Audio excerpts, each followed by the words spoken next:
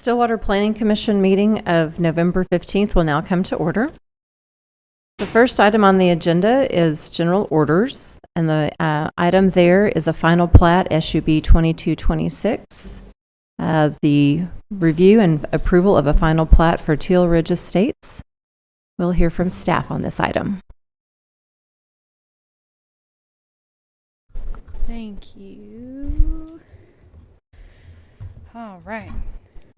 So the first item on the agenda is for a final plat at Teal Ridge Estate, Section 2. Here's an area map of the subject property that's going to be proposed for approval. It is located near Walnut and 26th. Here's an area map of the subject property. Is the last section of the Teal Ridge subdivision sections. This is part of Still Ridge Estate, which is the Pintail portion. The first section is there to the south. Here's a street view at the end of Pintail from the first section, I believe. Here's a future land use map that forecasts the desired uses in the community adopted in the 2030 comprehensive plan. In this area, it was the desired use was low density residential with surrounding low density. Here is a small picture at the preliminary plat that was presented to you all. And then here's the final, a little bit more not so pixelated, but here's the final. Oh, wow. Okay. Aaron Ferguson with Keystone Engineering and Surveying is here for the applicant. Is there any questions for staff at this time? Yes. Where is the outlot located? Is that the far northwest lot? So there's an outlot here. I don't. Where? Do you see where my mouse is? This is an outlot. It's between lot. Oh well, these aren't labeled.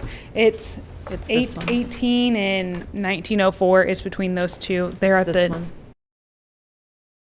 One. I don't know how to highlight it. It's, let's see. Hold on. I can draw. Here.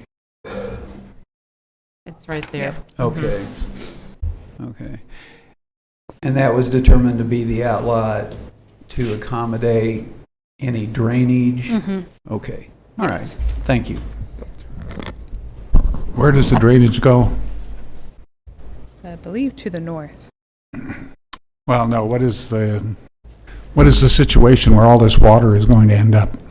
Yes. What is it, a ditch, somebody's backyard? Oh no, this to the. Let's go back to the aerial. Hold on. Aerial. There's this wetland there to the north. Okay, so it's viewed as innocuous then to this wetland. I think if you look at the map, it shows that it's got a lot of sediment in it. Are they required to do anything to reduce that sediment going into Teal Ridge? I mean, if you look on Google Maps today or Google Earth, you'll see to the east, it's brown, and to the west, it's all red. The erosion is off of that property is horrendous, and it's all ending up in that pond. Is the city going to make any stipulations, requirements, or requests to mediate both the water and the silt that's running into Teal Ridge? This may be a question for Aaron because this is a project that kind of started before me, and that's kind of an improvement question. Aaron, do you know the answer? Have y'all had any question about the runoff? Sorry. If there's construction runoff, then that would be an issue for the contractor. I don't know of any requirements to mediate anything in the wetlands. Whether the city would address that, I don't know who maintains the wetlands, so I don't believe that the homeowners in the area would be required to address anything in the wetlands, or if the city would or not. But they don't own the wetlands, so they're putting sediment into someone else's property. Right. So there was, in 2004, there was a drainage study done on this development, and at the time there was already several sections of Teal Ridge constructed, and so the drainage study analyzed what would happen if the rest of Teal Ridge was constructed, including this section, and it analyzed detention and the runoff for the rest of Teal Ridge. And so as the rest of Teal Ridge was constructed piece by piece, it was analyzed to make sure that all the sections conformed to that drainage study. And so when this piece was also constructed, it was checked to make sure that everything matched with that drainage study from 2004. And so all of Teal Ridge naturally flows into the wetlands in the pre-existing conditions before construction, and so detention is provided within the wetlands itself. So essentially, it's status quo. The water used to flow into the wetlands, and it flows there now. Yes, sir. The only difference would be now it's got a lot of sediment in it. Yeah, I haven't gone out. And, So for and seen it. the item that we're looking at tonight, we're looking at the final plat. So any construction that happens would have to abide by regulations to control any silt that would run off during construction. But what we're looking at tonight is we are looking at the final plat. So I'm having a hard time following how this is the line of the questions that you have about past silting in the area has to do with the plat. Right. Those issues would have been addressed with engineering during the construction document phases. Well, the last time I looked, it's just a field now, so there's a lot of construction that's going to be going on that area. Right, and so when that construction happens, they will have to put up silt fence to control when they disturb any of the earth change permit that happens, that will have to be held back with the silt fence to protect any of that downstream drainage at the time of construction. So you're providing an answer to my question. Okay. That was my question. Okay, Okay. got it. That, it's, the sediments run in there for a long time. I'm wondering, and there's going to be a lot more disturbance there. The gullies out there look like they're several feet deep. So I just presume the city has regulations in that will stop that from being washed out.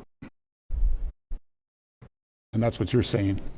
And it's going to be city regulation. It's part of the construction permit requirements are to maintain the silt fence. And so when they turn in their earth change permit and the construction permit, it includes information as to how they will control any silt runoff. So that will be handled in an additional phase going forward. This particular item that we're looking at this evening does not have to do with controlling any silt runoff. No, that is correct. Any other questions? For either of us.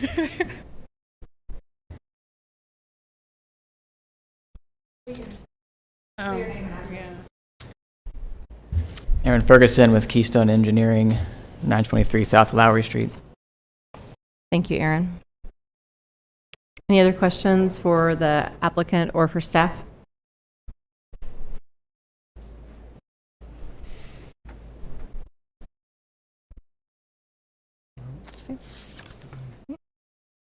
Thank you. Commissioners, is there any discussion or perhaps a motion on this item?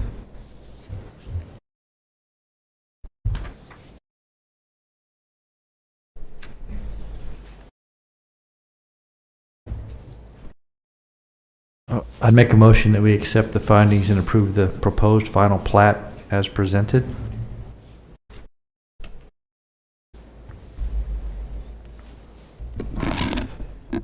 I second the motion. We have a motion and a second. We shall now vote.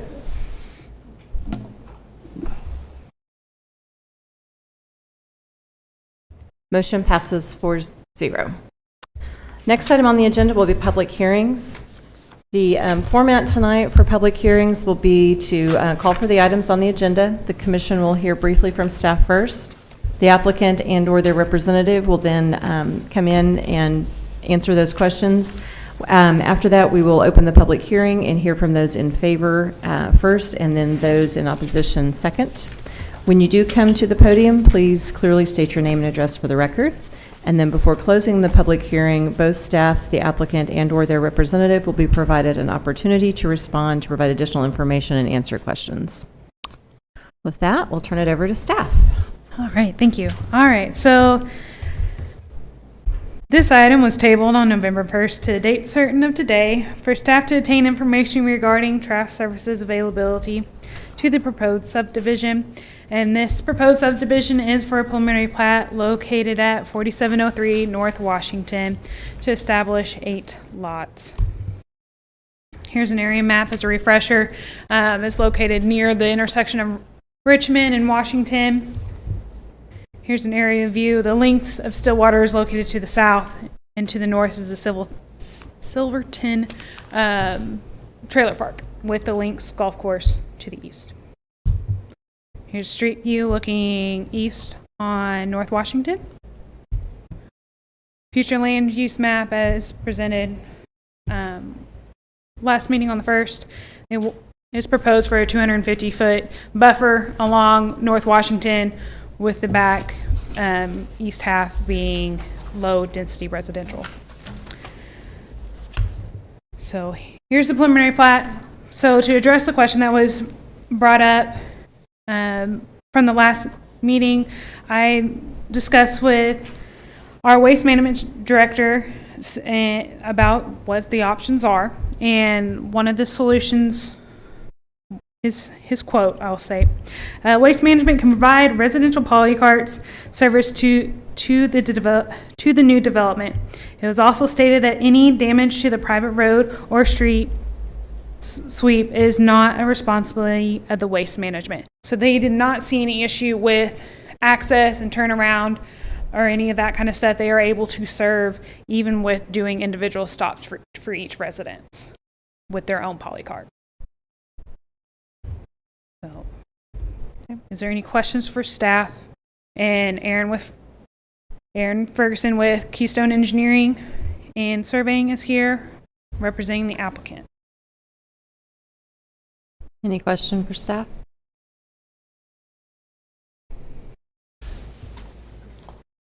Yeah, I don't really know how to ask this, but so the answer is they can do that. How does that decision get made whether they will do that? I mean, Wait, what they're well, I mean, we didn't want the trash cans to end up in Washington.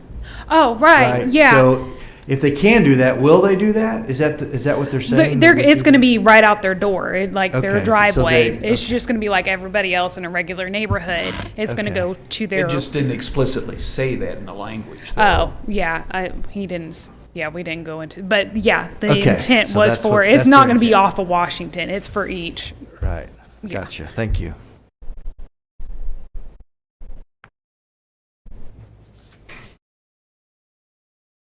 I think on the email that we got back, the exact wording was no issue providing. Didn't say will, but no issue. Okay, so the assumption is that they'll do it. Positive, yes.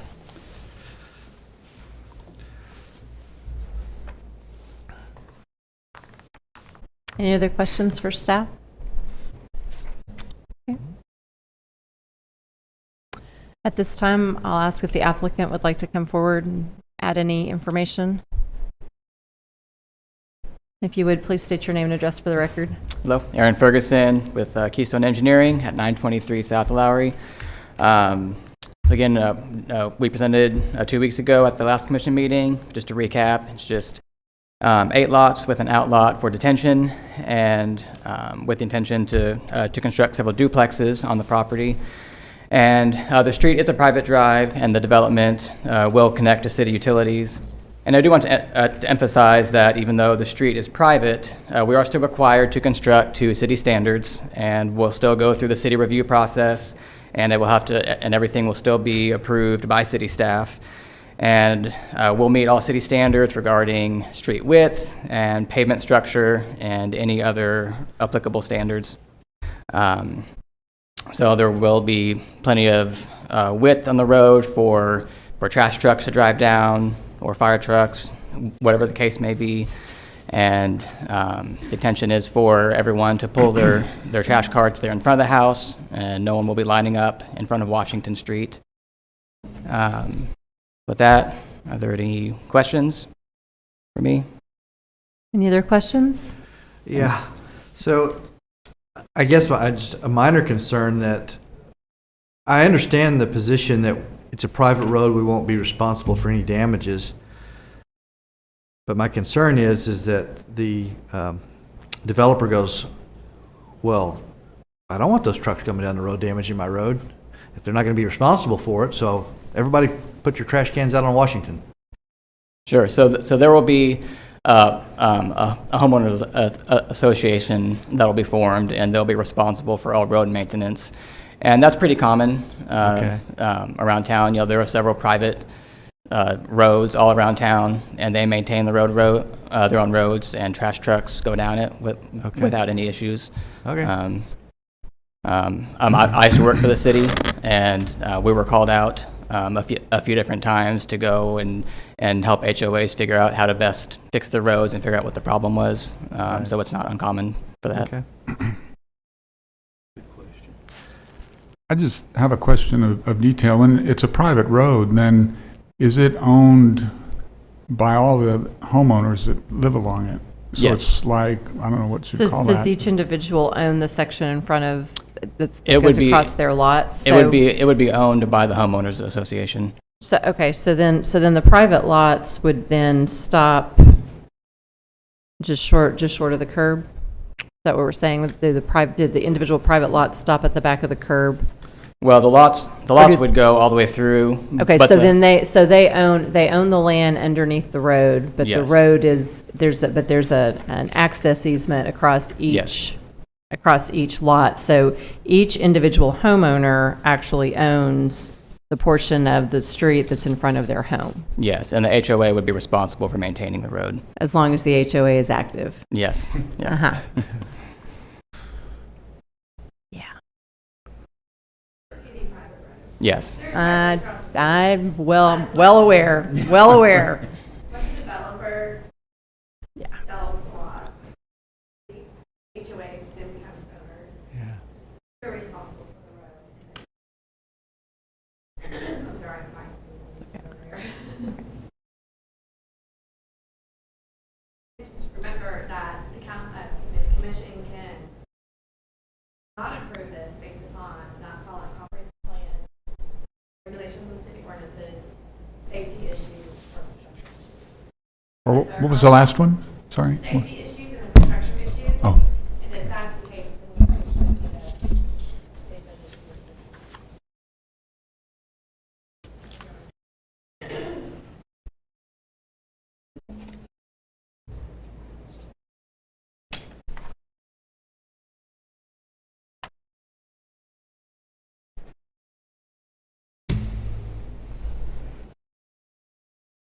Any other questions for the applicant? Thank you, Aaron. Thank you. At this time, I'll ask if there's anyone else in the audience that would like to speak in favor of this item. Seeing no one, I'll ask if there's anyone in the audience that would like to speak in opposition of this item. Seeing no one, we'll close the public hearing and ask staff to return to present findings and alternatives. All right, the findings is a whopping 2 items. The proposed preliminary plat meets the subdivision and zoning requirements, and the C3 plan, which is our comprehensive plan, recommends commercial and low residential uses at this location. Your alternatives: accept findings and approve the proposed preliminary plat as presented, or approve the proposed preliminary plat with conditions noting what conditions should be met for the approval of the final plat. And 3, reject findings and deny the proposed preliminary plat as presented. find that additional information or discussion is needed prior to making a decision, and table the request to a date certain, noting that actions must be taken within 60 days of the public hearing, which that's already started since November 1st.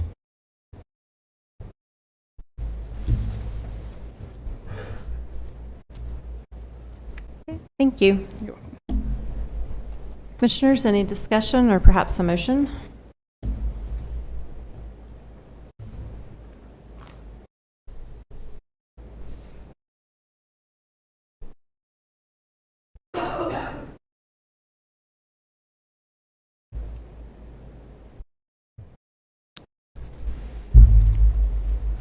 Move to accept findings, alternative one.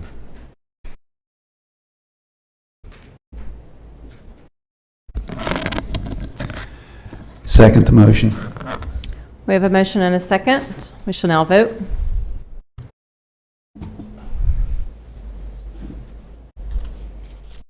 Motion passes 3-1. Next item is a specific use permit, SUP 2210.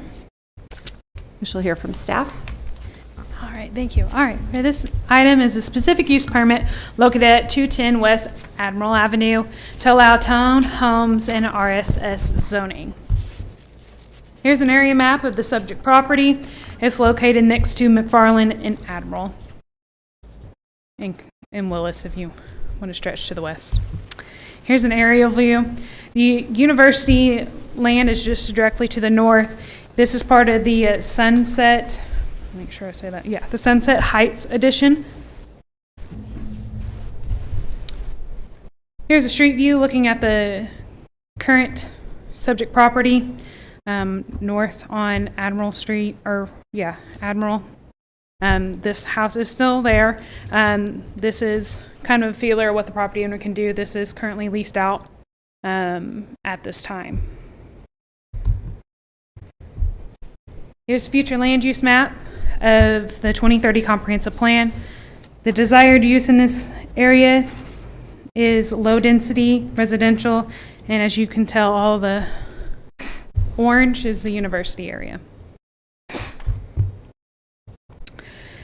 Stephen Ghost with Ghost & Associates is here on behalf of the applicant. Are there any questions for staff at this time? I have a question. Yep. Project site design, data and details. It says existing use, undeveloped. Looks like there's a house there. Why is it called Yes. undeveloped? Yep, nope, that, I was thinking of another project when I was writing this. I was expecting a field of Yep, nope, grass and mice or something. Nope, but it's- there's another house down the way that was demoed. Okay. And, yeah, Or maybe it's irrelevant, but anyhow. That was it a looks- staff It error. looks developed to me in the photo. So the existing use should be single it's a single-family structure. family residential. Yep. I did have a question. Mhm. In our packet, we had this diagram that shows the neighborhood in it, and there's a hatch area over the blocks to the south, but not over the street and the subject property. Yes. Is there something that we need to know about what that designates? That designated area is the Westwood Overlay District. Okay, so this area is not in the Westwood overlay? Correct. Okay, It's also interesting, across the street isn't in the overlay either. right. But another question, this is for a specific use permit, Correct. and, but it will remain single-family residential zoning, right? Correct. That's standard. So the use is for, so the zoning deals with the intensity of the uses that are allowed. The specific use allows for just that little extra bump of intensity of use. So a townhome usually has more residents than just a single family home. So Those a special use permit only applies to the applicant. Correct. And it As soon stays as the applicant is no longer the owner, it doesn't apply anymore. Yes, that is how our code states that when there's a new owner, a new SUP has to be applied for. So one could ask why this doesn't really seem an appropriate way to get this kind of change. Because as soon as they sell it, then, or maybe it's just automatic, they go get another special use permit, but Right. the new owner is stuck then with, Yes, that it is one thing that I found very interesting about our code, because in most cases, usually the use sticks with the property as a use. well, if that's zoning would, right? Yeah. So the specific But- use usually stays with it, but in our code, it specifically says when there's a change in owner, a new SUP is required. Yeah. So there's that little hiccup, but we can't regulate that. We won't know, because that doesn't go through it. So if they sell the townhomes, we don't actually know. Well, it's hypothetical that Yes. the next planning commission could say, forget it. Yeah. You got to tear it down. It Yeah. doesn't matter. Right. That could be a possibility. But it just doesn't, it seems kind of illogical that there would be this arrangement. It's not. Right. And that's usually the specific use is the tool to allow for this. But that wordage that we have in our code kind of contradicts that. So I see it for these dispensaries. Right? Yes. Okay. Yes, but exactly. This is not quite the same. I mean, you move your thing in and move it out. Mm-hmm. How often does this kind of special use permit occur in Stillwater, where there actually is going to be more or less permanent change that's going to require a further special use permit at a later date? I wouldn't know since I've only been here Okay. 6 months. I haven't had one. This is my first The one. reason I for ask is I structure. was just wondering, how well do they work? Are these considered to be successful approaches to handling this issue? Yeah, or well, is in it, most cities they do. It's just like I said, the verbiage that we have in our code just makes it tricky.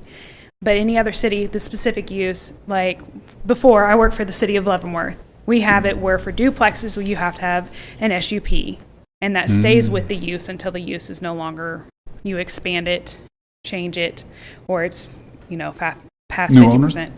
Nope, no new owner. oh, okay. So it stays with the use. With the property, so only in Stillwater does it change with the property it owner. just says owner, which we're working on codifying that a little bit. Should that affect our decision tonight?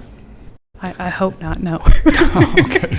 I believe we need to make our decisions based on what the policies and the codes are today. Yep.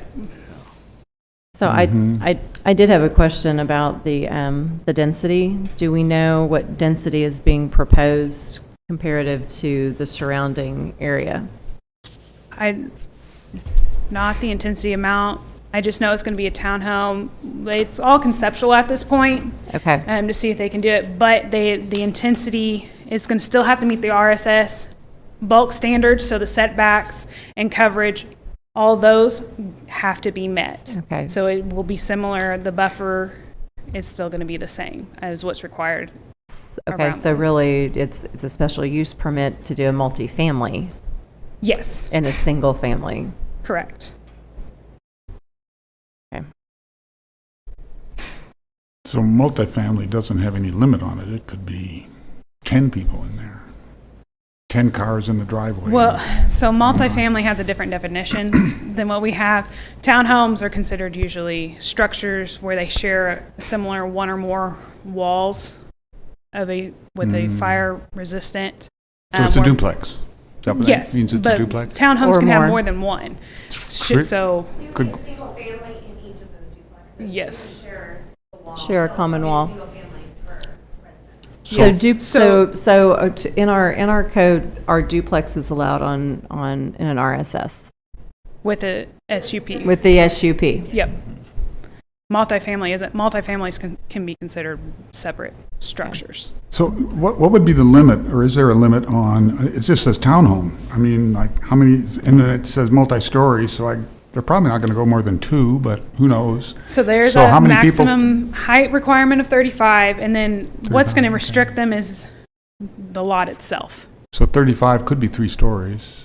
Well, no, that's the rooftop hard. line. Yes, too. it get also there. So 2 includes stories. the peak of the roof. So you can see it's going to be restricted by the lot because it has a 20-foot front yard setback and 6, and then an additional 3 for each foot. So that kind of brings it in. If it's going to be 3 stories, that's going to make it 12-ish, and depending, and then rear is as well. So it's going to limit their development where they can develop. with these setbacks. Okay, so it's single family now. How many families could be in there after this is all over with the SUP? How many ever? Still a single family. Oh, It's single family per duplex. It's shared just a wall. okay. Single family. It's going to be a single structure. It's still going to be a single structure. That's what's, Well, how many Keeping it- families could be in the single structure then? One per duplex. How many units can be put in there then? How many duplexes? Whatever can fit that lot. yeah, Oh, yeah. oh. In Do you that know what one that lot. would be? No. I mean, the Depending on city- the design, I mean, Oh, Stephen the may city, know. the city has no, We can ask the applicant Yeah, about because it's depending on that. what their desire on the design. so the city doesn't have any requirements then? No, They could pack in as many as they want. yes. That's what, the Westwood Overlay currently has their own. Or Westwood's. And this is outside of this the is Westwood outside. It's right overlay. outside of it. They're the only ones that So it currently in the doesn't- city that does not pertain. Yep.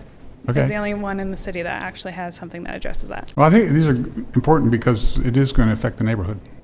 And we need to have as much information as possible about what it's going to do to the neighborhood. That's understandable. Yes, because you are looking at a higher, basically, intensity of traffic. And so, yeah. Traffic meaning more cars usually with people. So not actual, But do you have any more questions for me? Maybe Stephen can answer design questions. Any more questions for staff? Okay. Thank you, Jacqueline. Okay, thank you. Okay. At this time, we'll ask the applicant to come forward. State your name and address for the record, please. Good evening, Stephen Gose with Gose & Associates, 113 East 8th Avenue, here on behalf of our client. It appears that you all didn't get several of the items that we made with our submittal of this. One being a site plan showing what's being proposed. So we're proposing 5 doors on what's currently platted as 6 lots. So if they were to tear down the house that was there, they could go build 6 individual single-family homes. How many? 6. It's 6 platted lots today. As Jackie said, we'll follow the bulk standards. Right now, this has the 6 units in the middle. Here's also submitted with it was a rendering of what's there. So a 3-story structure that would stay under the 35 feet. We'd have parking in the rear. Each unit would have 2 garage spaces, and there'd be some surface spaces behind it. We'd still be the 20 feet back from to meet the building setback line. We would be away from the adjacent side properties more than the 8 foot that's required by code.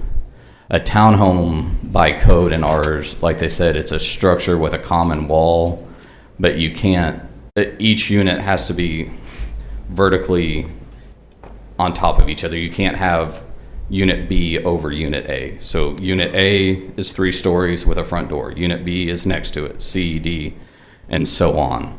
So multifamily, you can stack and pack different orientations, but in a townhome, it's, if you're looking at the front, that's all one unit with the common wall between it. So, Stephen, I have some questions. I want to go back to something you said here in the beginning, and I appreciate you showing this because we didn't have that information. Right. So thank you for bringing that.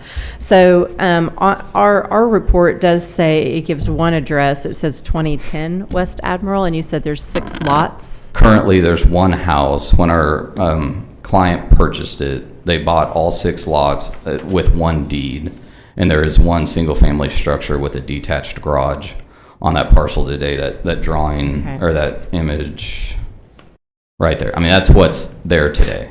Okay.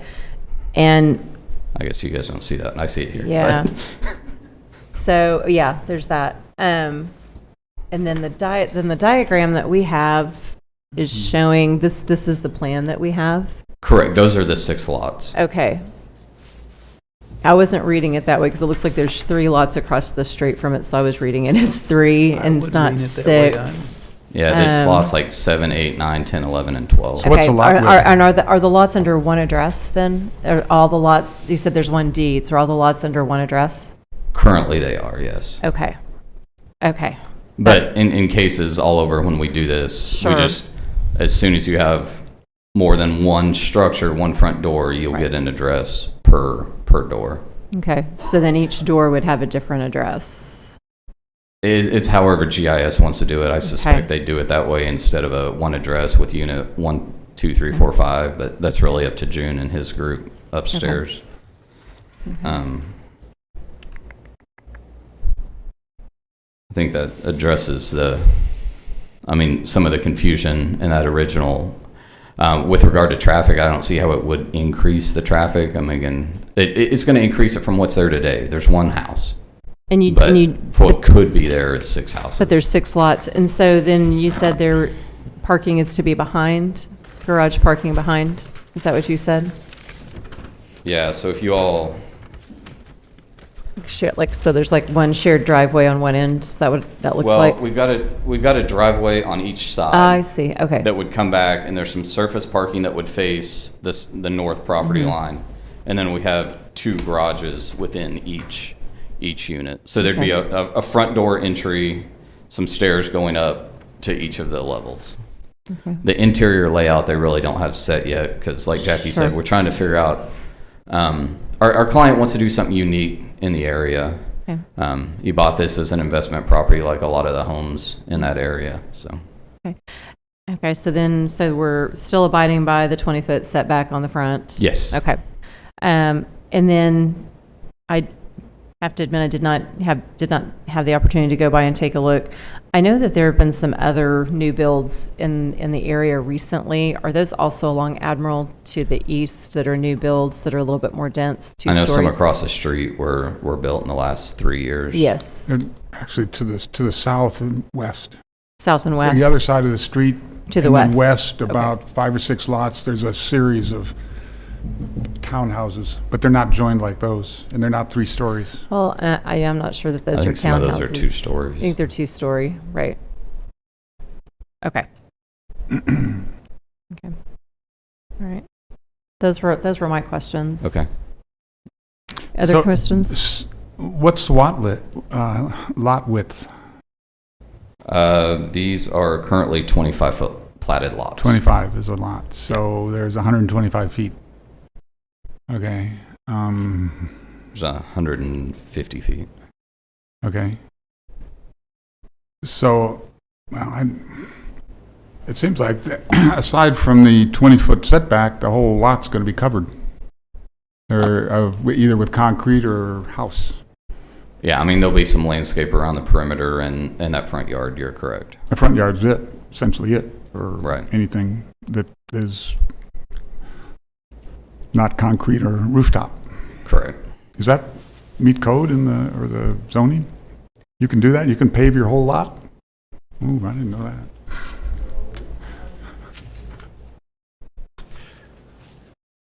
Okay.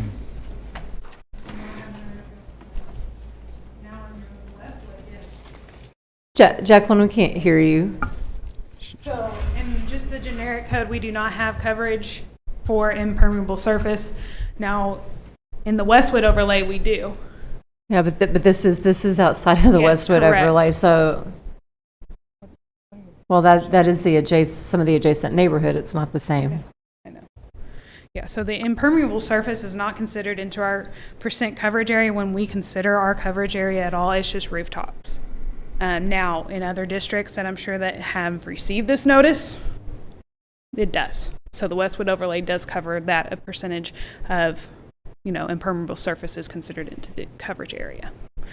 But in this section, it's not. So being as, so if there's no restriction on impervious area, is there still a drainage study if it covers more of the lot? If there is a certain amount of area that is, it is triggered. That is not my area. I don't know what percentage that is for them to consider for that drainage. That it would be a question for our stormwater management.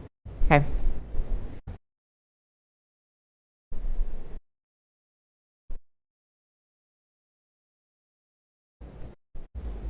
Other questions? Either for staff or for the applicant? For the applicant, you mentioned an 8-foot setback from the neighbors to the east or west. That's from their property line to the building, or? It's to the building structure. To the building It's structure. to address fire code. In the Okay. bulk standards, it's a 5-foot minimum and then 3 foot for each additional story above that. And then townhomes, it's got a trigger that it's a mandatory 8 foot. So in this case, we've got to be at least 11 feet from the property line. And we will be the way the current Okay. plan is portrayed. And in that 11 foot, there's the driveway to the back? Correct. Okay. It's a 12-foot drive that's 5 to 6 feet off the property line. Okay, so the building's actually quite a bit off the property line then. Yeah, I didn't dimension it on my plan, but it's 17, 18, at least 19 feet Yeah. off the property Okay. line. And instead of having up to 6 10-foot driveways, we're going to have 2 12-foot driveways onto Admiral. Makes sense.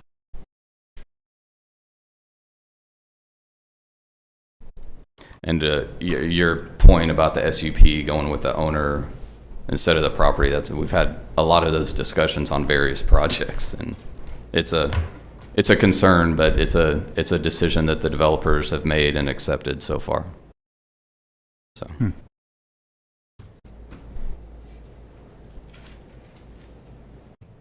How many townhouses will there be in there then? How many? 5. Five. And what do you expect to be the occupancy of a townhouse? I mean, right now, I think they're set up, they could be 3 to 5 bedrooms. We've got about 5 parking spaces per door within the site plan, and you got to have a parking spot per bedroom per code. So that's 25 more parking spots. yeah, so we've got 15 on the surface, and then we'd have 10 within the structure, 2 under each unit. You mean on the surface, you mean outdoor Surface pavement? parking, yes. And then indoor is? 2 per unit, so 10 total. 10, okay.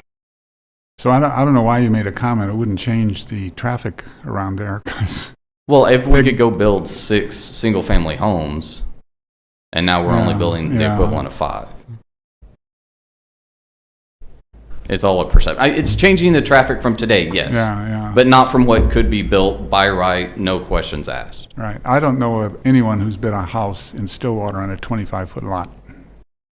There's a whole I- bunch of them in the older neighborhoods, but yeah. Well, I live in an older neighborhood, and 50 is about the minimum. I don't know anyone that's going to put a 25. I mean, the new guys are, because they're trying to squeeze stuff in. Well, the way prices are going, they might start again, so.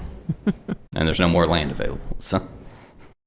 There are abandoned houses everywhere in this town, but I And they're guess no one wants overpriced, to sell them. But in any case, that's 25 cars, where right now there might be, I suppose there could be 3 or 4. So it's another 20 cars. Right. I mean, you said that it could be 5 or 6 houses, true, but we don't have that option in front of us, and we Correct. don't know if that'll ever happen. Correct. And I'm not really inclined to think it would, but so you're going from about 4 or 5 to 25. Yes. And, yeah. And that's going to be students, and every student wants a car. So, yeah, there'll be 25 in there. But if you decided to go the route to split it up into 6 individual houses, that wouldn't come before this commission, would it? No, it would not. Yeah, I don't think so. Yeah. So I think to Commissioner Holgren's point, though, if you've got a 25-foot lot and you got an 8-foot setback on each side, it's going to be kind of hard to build a dwelling in what's left. So you'd almost have to combine the lots. That'd be a 9-foot wide house. Yes. Right. You and I did the same math, so yeah. If it was 2-story, yes. Yes. Tiny houses. I haven't seen any in Stillwater like that. But Back to the old shotgun houses. in Tokyo, maybe, but not in Stillwater. DC. I think the last of those are now gone in Stillwater. Yes. Okay. Any other questions for the applicant? Thank you. Thank you. At this time, we'll open the public hearing and ask if there's anyone else in the audience that would like to speak in favor of this item to please come forward. Seeing no one, I'll ask if there's anyone in the audience that would like to speak in opposition of this item.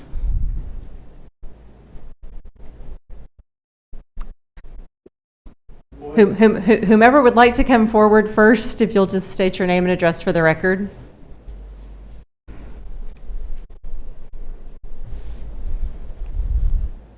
I'm Susan Hanska, and I own a property in the area, and it's all single-family residential right in that specific location, and I think this is kind of trying to keep it from becoming similar to the area that is north of the Stillwater Hospital and north of 6th Street. That area has got a lot of townhomes that have gone up in it. A lot of the small residential properties have been torn down, and you've got combined locations that have got multiple properties on a single lot. So as you look at the lot that's under consideration here, there's one large home on it. Can you get closer to the microphone, please? I think they can't quite hear you. Can you Okay. get closer to the microphone? There's one large home on two of the lots, and on the lot to the left, there's a little bit of the garage that's on what would be considered the third lot. So if you look at Payne County Assessor's map of the property, you can see a better layout of how the property is on the three lots. And you can also look across the street, and it's comparable to three small residential properties in the area. Now, you were mentioning the new properties that have gone in down the street to the west and to the south, and they are small two-story residential homes. Most of them accommodate 4 students. And so if you were to tear down this house that is on what looks like 3 lots, I guess if you divide the lots in half, then you could call it 6, but that's not the size of the homes that are being built in that area. And building townhouses in this location is not appropriate for the neighborhood. The neighbors around here have been really careful about keeping it all single-family residential. And this is a very popular area with college students. And it's like you said, they all have their own car. They all have a lot of friends that like to come over and hang out, that park on the driveways, that park up on the grass, that park in the street. You need more than just the parking for the specific people that live in the house. And if you ever drive that neighborhood, with the number of cars that are parked at this house already, it's extensively packed with cars. So to add another 10, 15 cars is overwhelming that area of the neighborhood. And to say that we don't need the space for a yard or for grass or for landscaping, that you can just pave it everywhere and not landscape, that's a big drawback for the neighborhood as well. So to come in here and start building 3-story townhomes is not appropriate for the Westwood Overlay neighborhood nearby. So if you look at the map, just across the street is Westwood. There's no reason that this part of the neighborhood needs to go up in townhomes, because this is all single-family residential today. And to take 3 small lots and to turn it into 6 townhomes is not appropriate. I appreciate it. Thank you. Thank you. At this time, I'll ask if there's anyone else in the audience that would like to speak in opposition. If you would please come forward. Yes, sir. You could state your name and address for the record. Tommy Kaiser, 5405 North Hunters Ridge. I gave you you may have an email from me with my questions. I was able to attend.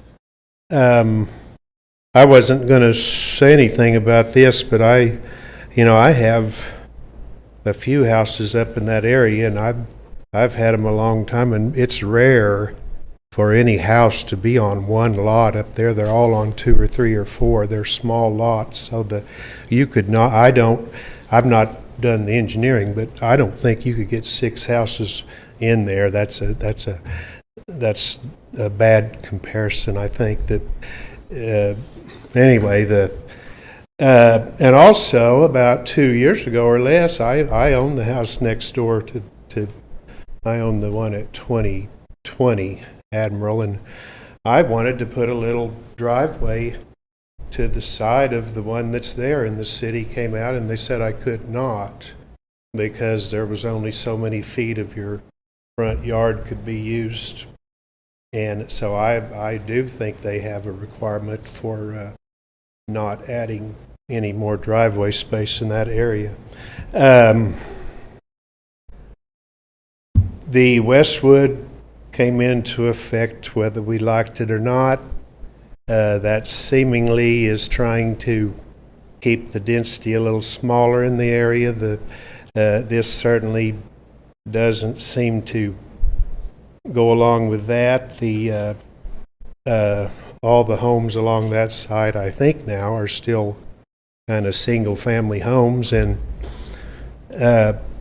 I don't know if Westwood intended when they did that for all these 2-story kind of townhome things to come up, or if that was a thing they just figured out was within the legality. But those are some big structures that are going up, and so I kind of wondered if it's going to stay within this residential zoning. That's maybe okay, but as after I saw that today with the 5 3-story, I just don't see how that's going to stay within the residential single family.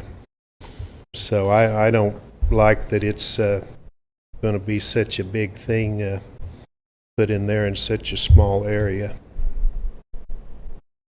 And I don't remember if I had any other question. I had a few questions about the height it was going to be, and we didn't get that answered tonight, I don't think, except that it probably is going to be 35 feet, which is the maximum. I don't have my little list of questions I emailed you, so if I had another question, but that's all I have. Thank you, Mr. Kaiser. Is there anyone else in the audience this evening that would like to speak in opposition of this item?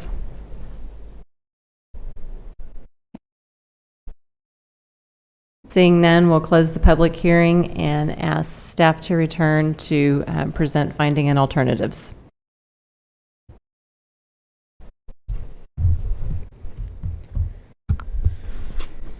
All right, so I have 3 findings. The Land Development Code allows for this use of townhomes and RSS zoning district with an SUP. The comprehensive plan indicates the desired use for this area is a low-density residential. And number 3, development will be required to meet RSS bulk standards.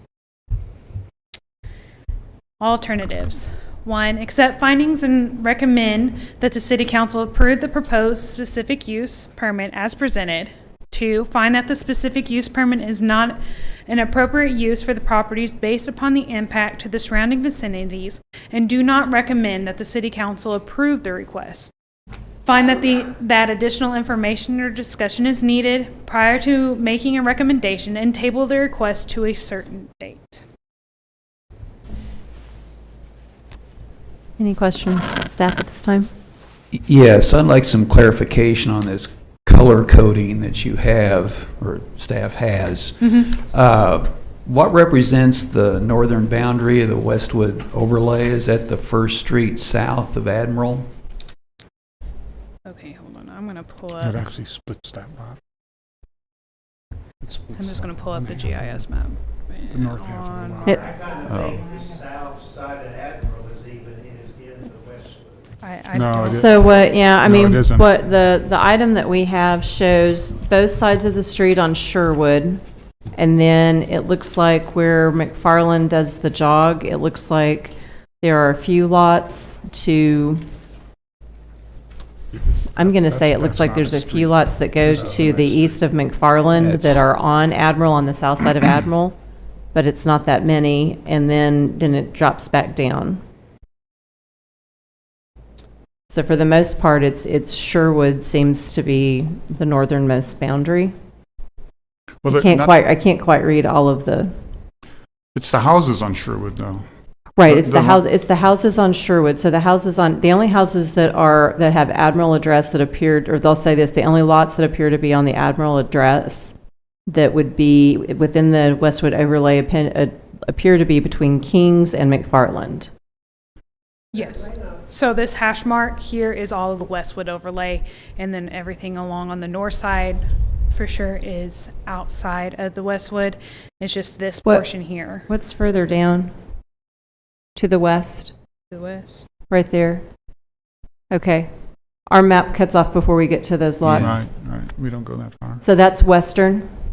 No, Yes. There's Western. There's western. Okay, yeah, our diagram does not go all that way. It just stops right there where the overlay stops. Here, yes. Yep, this is the current lot.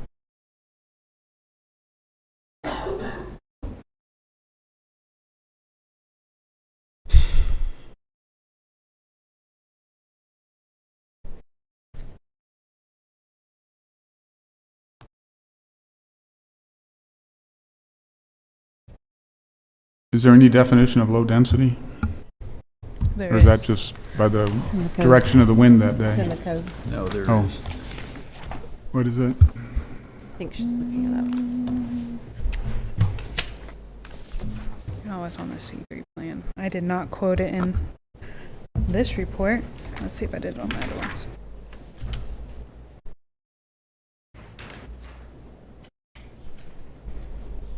There is, and I can't remember. It's not. I'm a Google Chrome person, so I automatically jump on Google Chrome. It's gonna be in our document. I don't know off the top of my head, but there is a certain number of units per, I think, acre. I think is the requirements, but I don't know the number off the top of my head. Could we get a check on that to compare to this?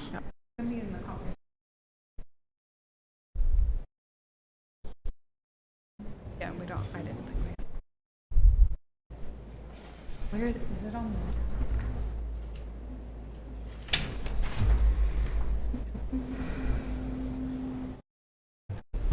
I was going to ask that if you didn't, so. Great. Since it's mentioned, it's almost an obvious. It's more than you would expect. It is more than you would expect. Okay. yeah. Let me- It is. She has 8, but I don't remember what section that's out of. Whee!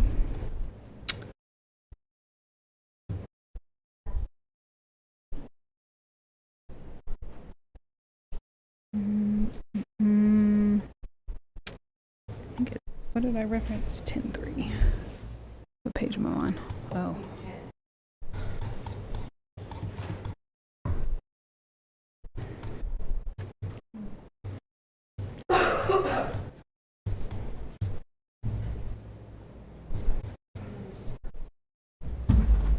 No, go see what she looked. Oh, I blew past it. All right. So our definition that usually when we say low density residential, as state is what I usually put in the reports just to keep our reports a little smaller. I didn't copy and paste it, but the gross density is up to 20 dwelling units per acre is what our definition in our Up to, no comprehensive more than 20. per acre. Okay, and that's a unit, so in this case, we have 5 units, right? Yes. That's what it's considered to be, Mhm. 5 units? And it's about a third of an acre? 15 units per acre. The map on this one. Well, she said it was, the low density limit was 20. On the comprehensive, yeah. Well, I was just going through it, this is a third of an acre and it's got 5 on it. Oh. A third of 20 would be at least, could be 7, so it falls under the, It's 3 times 5. It's 15. all right. Well, in any zoning district. Another way, I was doing the other match. Yeah. She said 20, a third of that, 7. Oh, yeah. 5 is less than 7. Okay. So Yes, I see what you're doing. It's Yeah, under. Gotcha. So RSS is technically your highest density residential zoning, other than your Yeah. RTs, like single Okay. family. Single family, Yes. it's your most dense single family Yes, not your zoning. Yeah, incorrect on residential because you do have your other ones. But So it is below the bar of low density. I mean, it fits the definition, the Stillwater's definition. yes.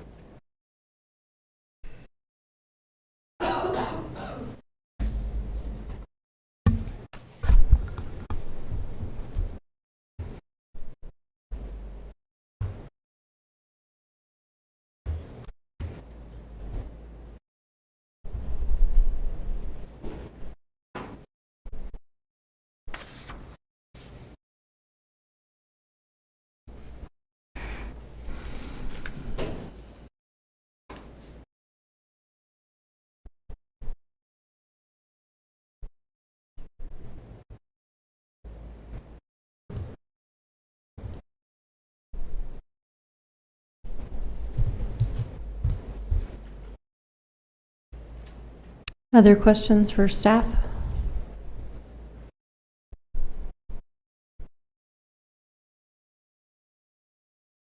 I don't see any at this time.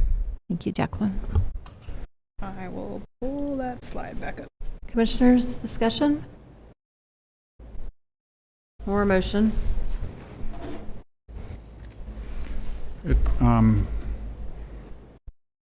The proposer does say it's unique, and it is really unique. In fact, it's unique to the neighborhood, so unique that it seems out of place. There's not a 3-story building on that whole, anywhere in that neighborhood. And not only is it 3 stories, but it's 5 units stuck right next to each other. It just is unique. I was rather surprised about the density of this little subdevelopment. I didn't realize that there were going to be 5 3-story units, so that changes the calculation in my mind about the impact on the neighborhood. Just looking at pro and con, I see con, there's a potential traffic impact. I see that we don't really have any understanding of runoff and its impact on drainage in the street in that area, and the impact on the westward overlay. The pro, I think there's going to be an increase in density. I think that contingent upon where the density is being increased is good for the city because you have increased housing availability. But I'm not sure that this area is where you want to increase your density. So those are some of the issues I see in this proposal. I think your point about permeability and drainage is really appropriate because this, if you look at the lot now from the photograph, it must be 80% permeable surface, and it's going to go to almost 0. The 8-foot, what is it, the 20-foot setback in the front's probably going to have a sidewalk on it. There's nothing to keep it permeable. So this is, when you go from 80% permeable to maybe 10% permeable, all that water is going to go somewhere. The runoff from a non-permeable surface is 100%. It all goes off. It's all going to end up in the street. And I don't know if they have storm sewers over there. I presume not. It's just going to be right in the street, heading down towards Duck Creek to the west. So it's, and given the plans they have, I see no way to ameliorate that. Could not be rectified. If you're turning the whole lot into asphalt and or pavement and rooftop, the water's got to go somewhere.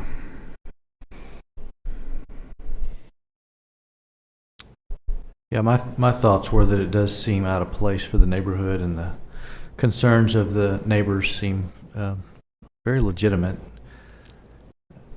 I mean, you can provide parking spaces in the back. There's no way to force people to use those, and it's probably a lot more convenient for people to not use them unless you're in the garage. I mean, that's obviously speculation, but so I would be concerned about the potential for cars on both sides of the streets and really making that almost impassable. Was that drawing of the proposed houses submitted? Is that part of our file? Do you have that to show us? At this time, it was not included into Okay. your packet. It was part of the application that was submitted. Do you have it right there to show again? Steven.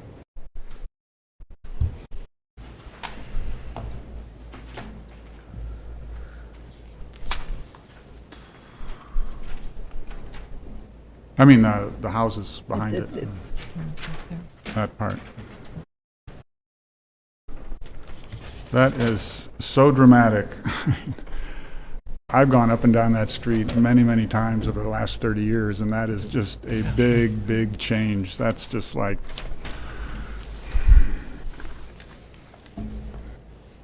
that'd be really shocking. I really appreciate the other comment of a commissioner is that high density is good because it you don't have to extend the infrastructure over innumerable acres. But on the other hand, I'm not sure that high density in this neighborhood is appropriate. Except we're adjacent to our highest employer in Stillwater and the highest number of people commuting to work as students. So, I mean, we got a lot of people that go onto campus every day to work and study. So That's great. Yeah. it's within walking distance, and scooter and bicycle and whatever else.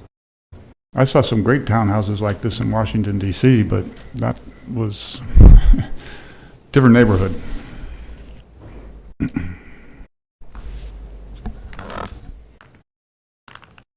I would say, I think Commissioner Shanahan put it pretty succinctly, and I would agree with your comments.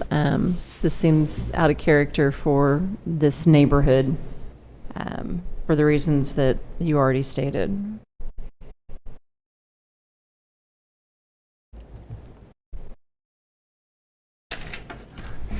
Anyone formulating a motion?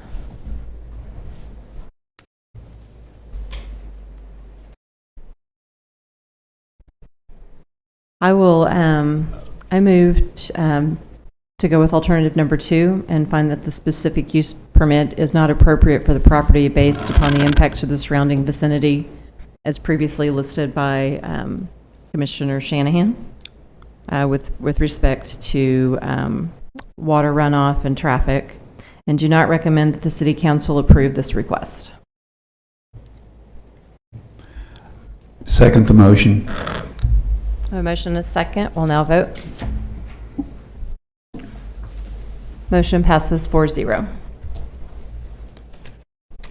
Okay. That concludes public hearings. The next item on the agenda is miscellaneous items from staff, planning commissioners, or the city attorney for discussion and possible action. The only item we have listed is that the next planning commission meeting will be December 6th. And the last item on the agenda is adjournment. Do I hear a motion to adjourn? Move to adjourn. Second the motion. We have a motion and a second to adjourn. We shall now vote.